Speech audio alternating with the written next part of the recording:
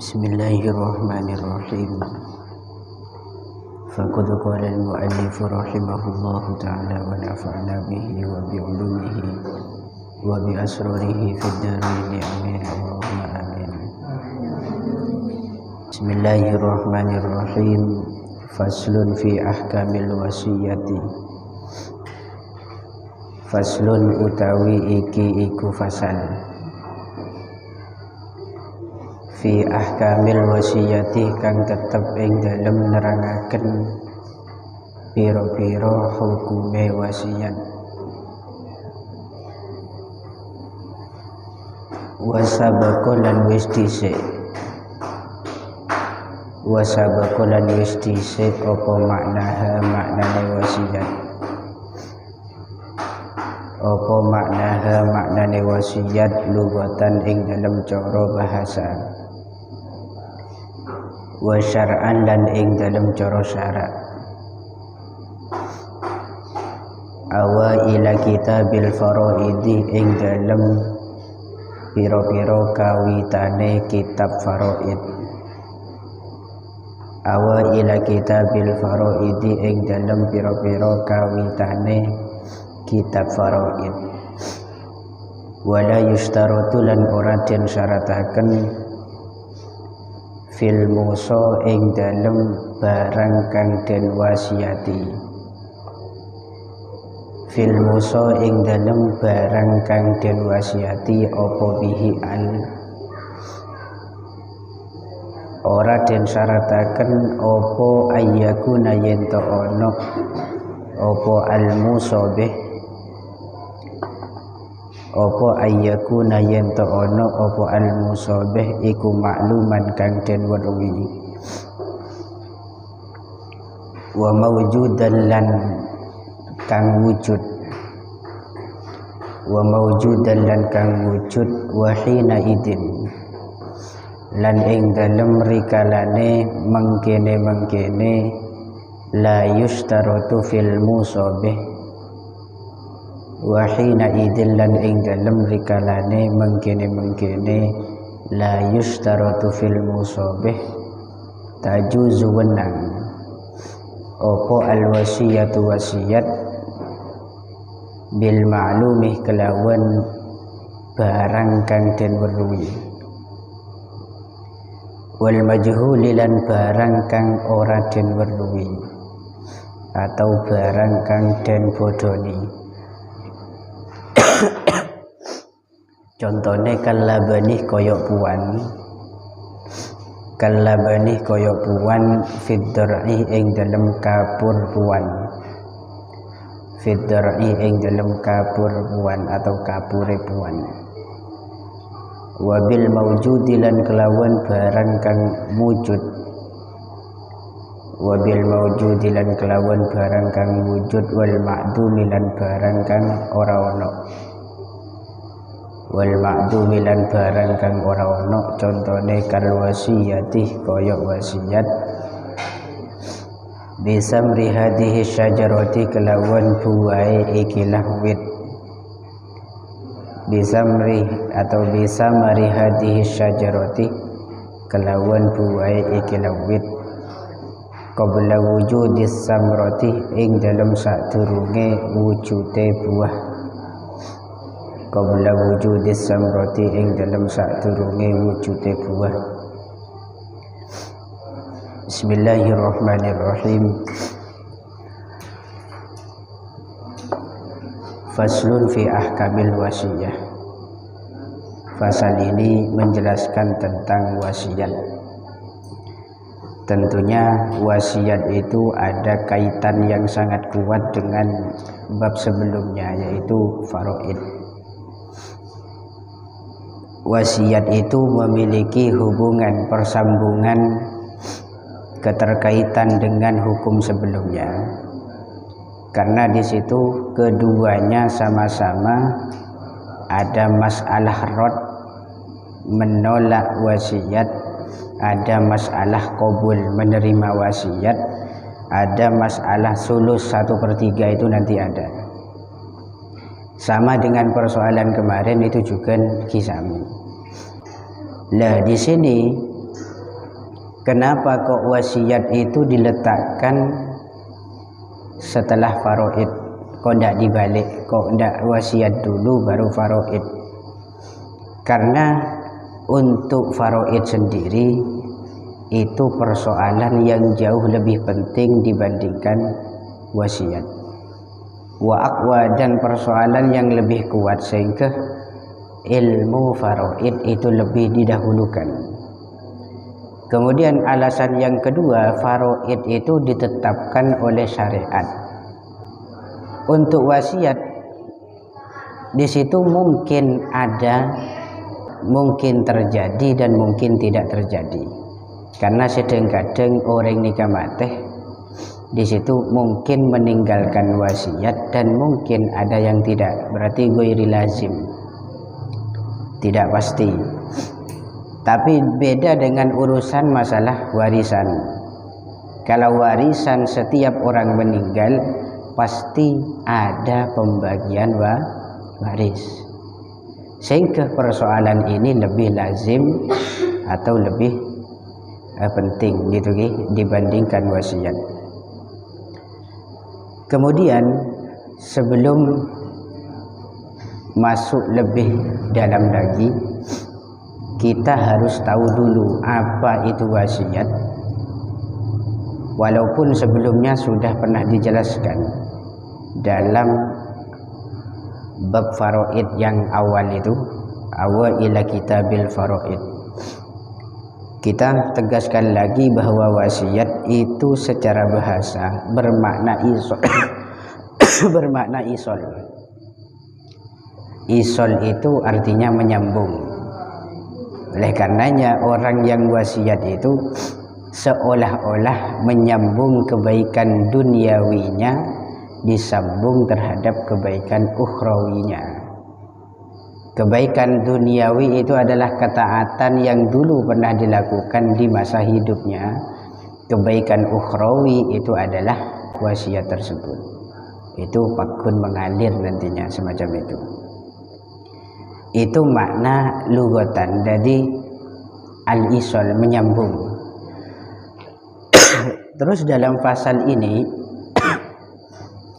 bisa juga wasiat ini mencakup makna iso. Iso itu memberikan pesan. Karena nanti di dalam bab ini ada pembahasan yang terkait dengan pesan, bukan memberikan sesuatu tapi hanya berpesan. Contoh, nanti ada orang yang mau meninggal berpesan kepada saudaranya atau berpesan kepada orang lain untuk membantu melunasi hutang-hutangnya, atau berwasiat untuk meneruskan wasiat-wasiatnya, atau nanti merawat persoalan keluarganya termasuk anak-anaknya nanti. Itu termasuk bagian daripada wasiat. Dan ini bimaknal iso, berarti berpesan atau berwasiat. Kemudian secara syar'an, secara definisi istilah, wasiat itu adalah tabarru'un bihaqqin. Tabarru' itu tamlik wa tamalluk, memberikan kepemilikan kepada orang lain dan orang lain menerima kepemilikan itu, akan tetapi tidak muawadah. Ini beda dengan jual beli.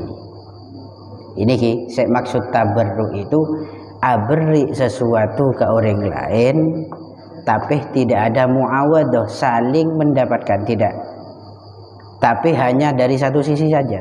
Pada hibah, cuma bedanya kalau hibah itu dilakukan di waktu hidup, diterima di waktu hidup. Kalau wasiat itu bedanya dikasih atau diberikan barang itu di waktu hidup dan diterimanya setelah mati. Lah hibah itu kan pemberian. Pemberian itu kan dari satu pihak saja. Pihak yang memberi dapat apa? Tidak dapat apa-apa kan? Ini makna tabarru'. Ingat, dalam istilah yang dicakup oleh bab muamalah kok nanti ditemukan kalimat tabarruk, maka maksudnya itu memberikan sesuatu kepada orang lain tapi tidak ada timbal balik dari orang lain, itu nyaman tabarruk. Makanya dalam makna benar di situ gawe krono Gusti Allah, itu tabarruk. Beda dengan jual beli. Kalau jual beli itu kan muawadah, saya jual Anda beli, ya kan? Saya dapat uang, Anda dapat barang, sama-sama dapat. Ini saya kocak muawadah, tukar menukar. Kalau tabarruk itu hanya dari satu sisi. Saya memberi baju kepada sampean, sampean beri apa ke saya? Tidak beri apa-apa. Nah ini bigoiril muawadah. Bihakin berarti wasiat itu memberikan kepemilikan kepada orang lain berupa hak. Hak ini umum, bisa mencakup harta dan juga bisa mencakup ikhtisos. Ikhtisos itu sesuatu selain harta, termasuk barang-barang najis seperti kulit yang najis, atau bangkai, atau kotoran-kotoran yang lain yang sifatnya najis, itu masuk dalam ikhtisos. Makanya persoalan ikhtisos itu diperjualbelikan itu tidak bisa. Sampean ajual celatong nikah hukumnya tak sah dalam bentuk jual beli. Makan kan lumrah ya banda. Jual celatong embi, jual celatong oreng, jual lagi ya kan sedot besir. Terus ajual celatong bawa sembarang perkara-perkara najis, itu bukan sah dalam bentuk jual beli, kan enggak kan. Akan tetapi perkara najis itu bisa dimiliki dengan naklul yad, dipindah kekuasaannya, itu nanti persoalan ikhtisos. Nah ini jadi saya kocak wasiat itu tabarru'un, memberikan kepemilikan kepada orang lain, bihakin berupa barang, baik di situ harta atau yang bukan harta.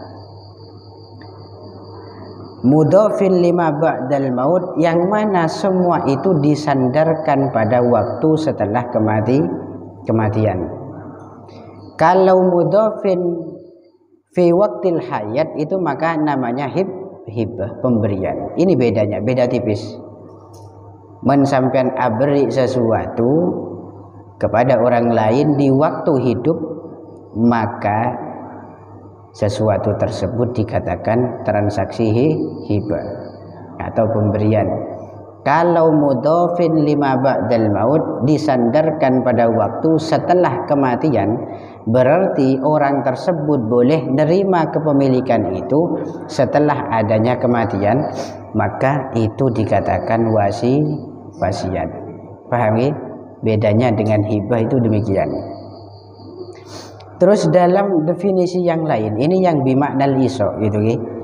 Isbatu tasarrufin mudhafin lima ba'dal maut, menetapkan tasarruf yang nanti disandarkan pada waktu sesudah meninggal. Tasarruf itu apa? Yaitu pengelolaan daripada seseorang atau pemberlakuan atau tindakan atau perilaku, itu tasarruf maknanya banyak. Contoh begini, Cong Yasin kula melak mateh lebih lah kula matoroah tang anak biayain sekolah ya, atau tang otang lunasaki ya. Ini kan pesan saya kepada Yasin. Lah nanti ketika saya betul meninggal, maka Yasin punya hak dapat izin dari saya untuk bertasarruf. Apa tasarruf Yasin? Yaitu melunasi hutang-hutang saya. Pahami? Nah ini yang dikatakan wasiat secara syar'an. Kemudian hukum daripada wasiat itu terbagi menjadi 5 macam. Pertama, ada kalanya wasiat itu wajib. Wajib ini dengan catatan idza tarattaba ala tarkiha diya'u haqqin alaihi aw indah. ketika nanti sampean tidak wasiat, maka akan berdampak harta kalian itu akan tersia-siakan. Contoh begini, ambian nikah endi sapeh banyak tak kapra, sampean ni kereng soki jual sengkah lepancen le banyak besen, terus beda remak sapir sekira nangko pakun mengalir kenjeran senyaman di situ sapir wasiat aki, karena mentek wasiat aki sapi ini akan tersia-siakan, nanti tidak ada yang merawat. Maka dalam konteks semacam ini wasiat itu bisa wajib. Men sampean tak wasiat, resikonya nanti sapi itu tidak ada yang merawat, terlantar, bahkan nanti bisa mati. Melemati harta sampean itu tersia-sia. Sekedua, wasiat itu bisa mandub sunnah. Dan hukum sunnah ini merupakan asal daripada wasiat, karena dalam istilah lain wasiat itu juga bisa dikatakan sedekah selastare nama mate. Hukum sedekah itu sunnah. Akan tetapi sedekah di waktu hidup itu jauh lebih utama etepeng sedekah selastare mate. Jadi mompong sampean ki odi mungkin jika banyak sedekah. Saya kata lo bisa saja wasiat itu mubah hukumnya apabila dilakukan kita oleh kenjeran. Contohnya kal wasiyati lil agniya wal kufri atau walil kafir. Wasiat kepada para orang-orang kaya, wasiat terhadap orang-orang kafir itu hukumnya mubah. Sampean lakukan ya tidak dosa, sampean tinggalkan ya tidak apa-apa, lakukan ya tidak dapat pahala, nyaman mubah. Kemudian yang keempat, bisa saja wasiat ini jadi makruh. Makruh itu contohnya seperti wasiat melebihi 1/3 harta tinggalan si mayit. Ingatin, wasiat ngelebihin 1/3 harta mayit jika hukumnya makruh, tapi tidak sampai haram. Kenapa? Karena untuk kemaslahatan ahli waris kan. Men ada sekali harta tinggalan mayit itu ahli waris tidak dapat apa, kan nanti kan bingung nantinya. Jadi untuk kemaslahatan ahli waris maka ada catatan wasiat itu tidak melebihi 1/3 harta tinggalan si mayit. Sekelemak berdekalan wasiat itu haram hukumnya. Contoh seperti wasiat kepada orang yang menurut orang yang wasiat diyakini orang tersebut itu akan mentasarrufkan harta wasiatan ke jalan maksiat. Contoh misalkan saya punya pedang. Pedang ini kan termasuk mal kan, harta, dijual bisa dapat uang. Karena misalkan saya takut karena sudah sakit, takut meninggal, saya wasiatkan pedang ini kepada si fulan. Ternyata saya yakin fulan ini orang jahat. Kok nanti saya wasiatkan pedang ini kepada fulan, maka pedang itu akan digunakan untuk tindak kriminal. Bisa dibuat membunuh, bisa dibuat ngerampok atau begal. Maka jika tetap saya laksanakan wasiat ini, hukumnya haram. Hukumnya haram. Jadi wasiat itu terbagi jadi 5 hukum. Wajib bisa, mandub bisa, mubah juga sami, makruh dan juga haram. Semua itu menyesuaikan kondisi masing-masing. Kemudian wala yustaratu fil musabihi ayyakuna ma'luman wa mawjudan. Tidak disyaratkan dalam masalah harta wasiat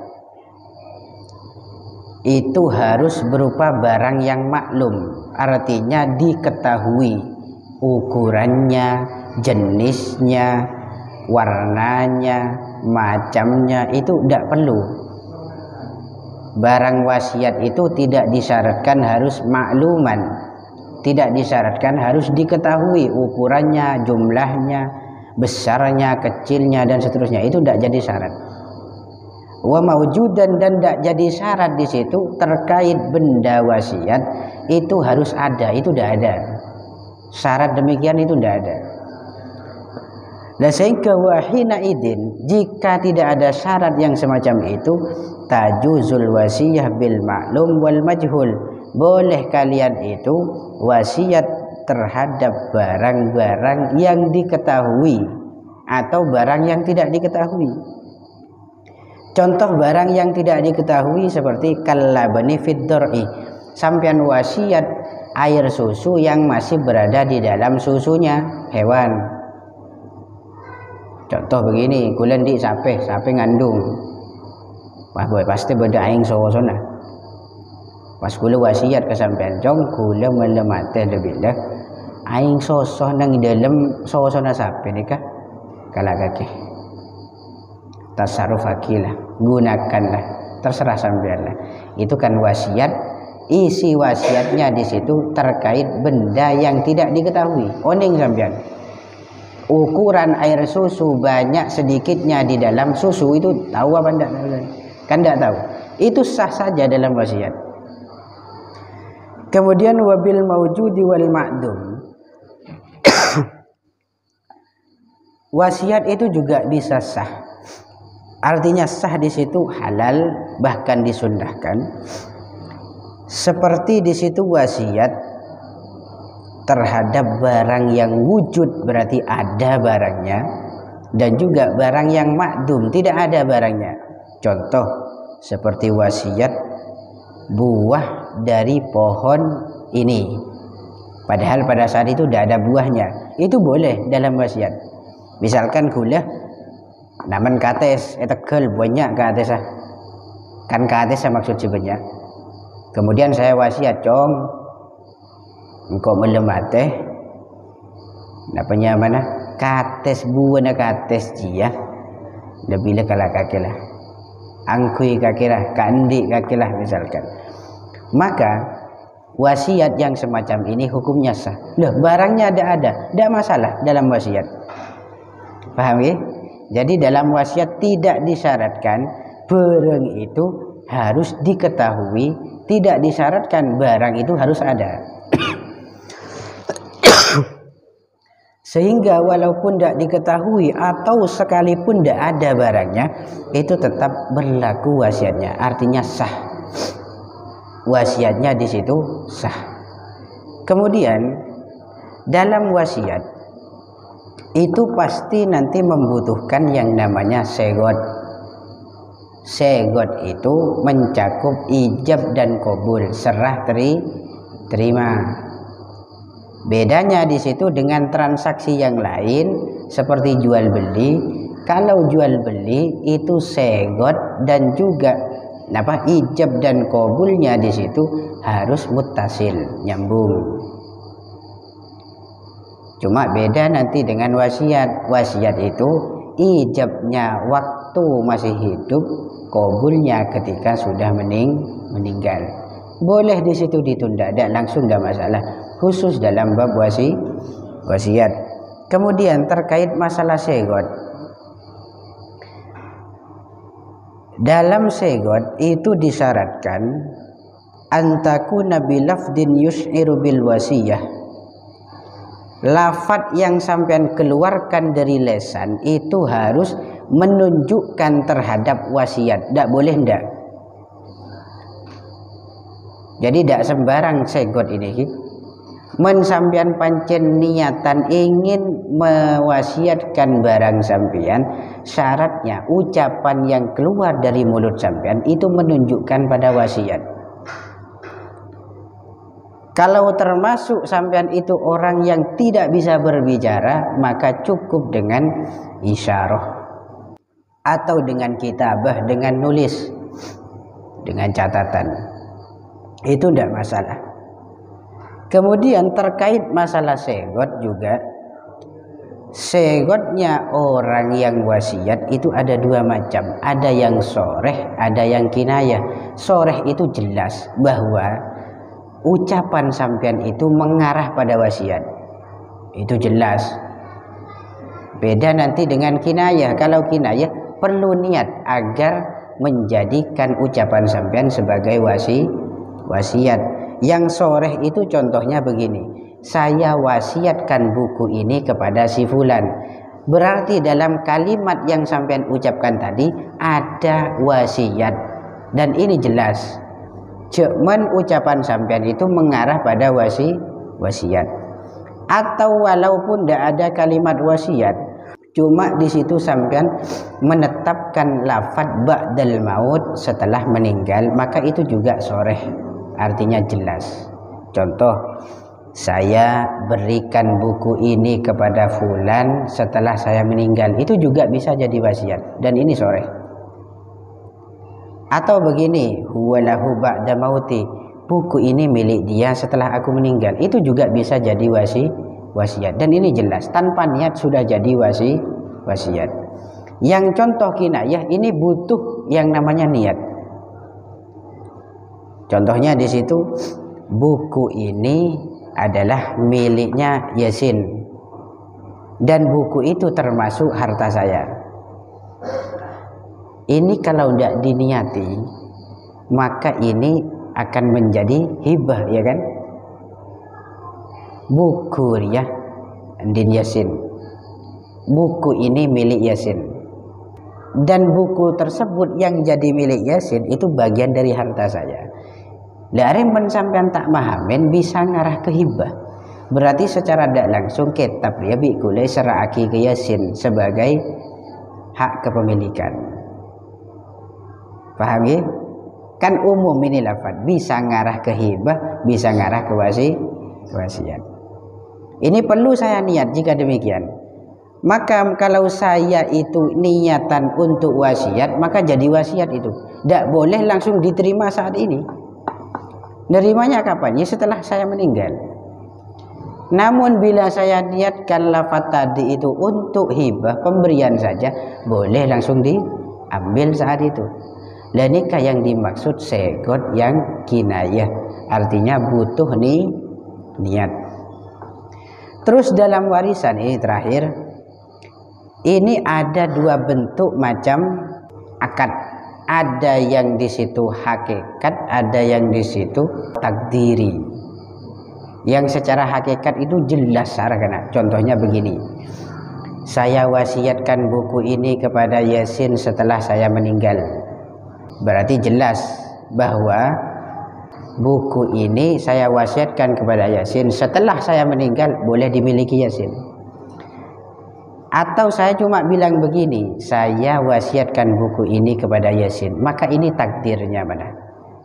Artinya tetap walaupun saya tidak bilang setelah saya meninggal, maka tetap ini dipakai Yasin, dimiliki Yasin, digunakan Yasin nanti setelah saya meninggal. Karena saya tidak menyebutkan ba'dal maut atau setelah saya meninggal. Ini saya kocak takdiri, dikira-kirakan.